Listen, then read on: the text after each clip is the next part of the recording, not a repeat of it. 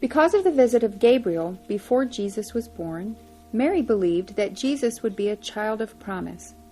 She decided that he would be the Messiah that the Jews had long awaited. Unfortunately for her, Jesus' own vision of his mission was different, and this set the stage for some problems in their relationship. Several incidents found in both the biblical Gospels and the Urantia book give us a hint of these problems. While Jesus and Mary certainly loved one another, their story is that of two strong-willed people with a different idea of how he should pursue his ministry. Two incidents in which the difference in Jesus' vision and Mary's expectations produce conflict are explored in the following video based on incidents taken from the Urantia book. The wedding at Cana.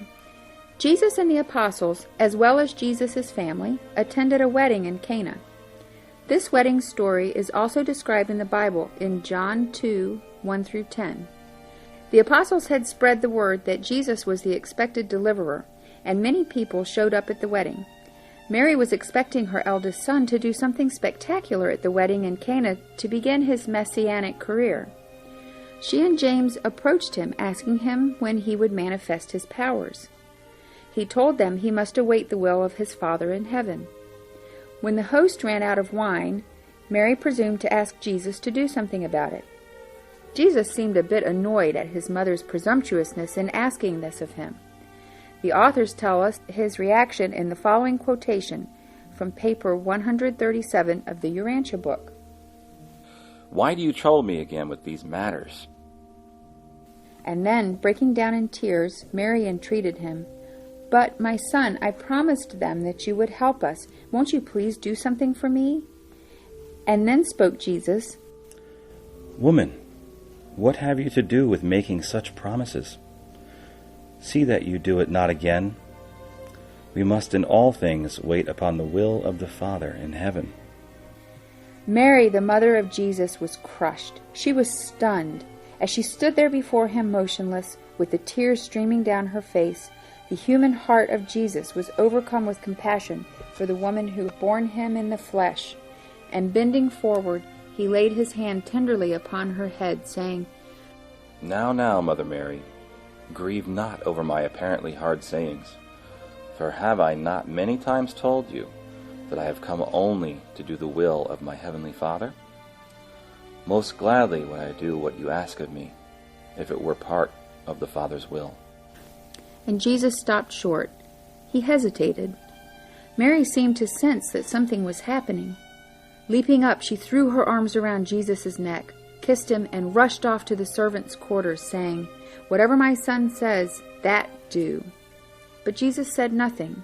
He now realized that he had already said, or rather desirefully thought, too much.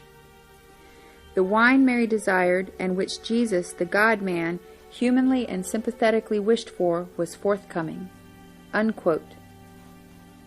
Family problem at Capernaum. Jesus, his apostles, and some disciples had an important meeting in Capernaum toward the end of his ministry.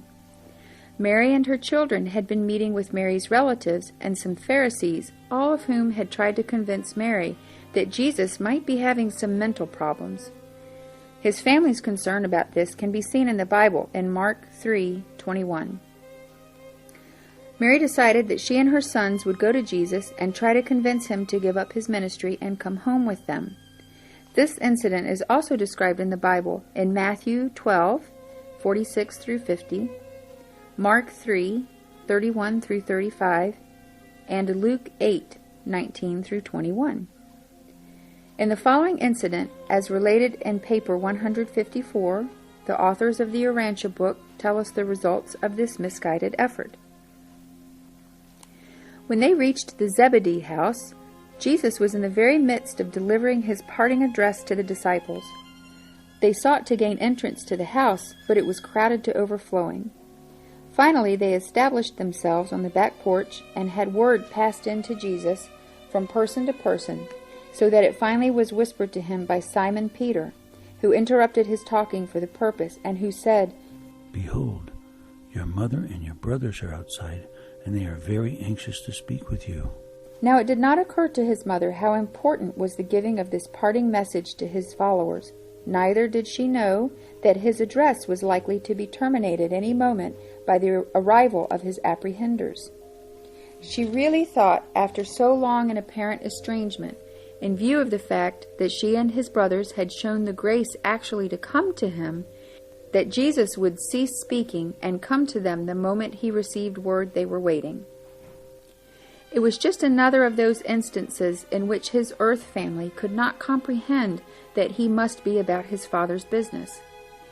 And so Mary and his brothers were deeply hurt when, notwithstanding that he paused in his speaking to receive the message, instead of his rushing out to greet them, they heard his musical voice speak with increased volume. "Say to my mother and my brothers that they should have no fear for me. The Father who sent me into the world will not forsake me.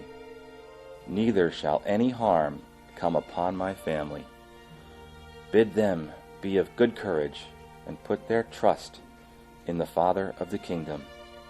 But, after all, who is my mother, and who are my brothers?"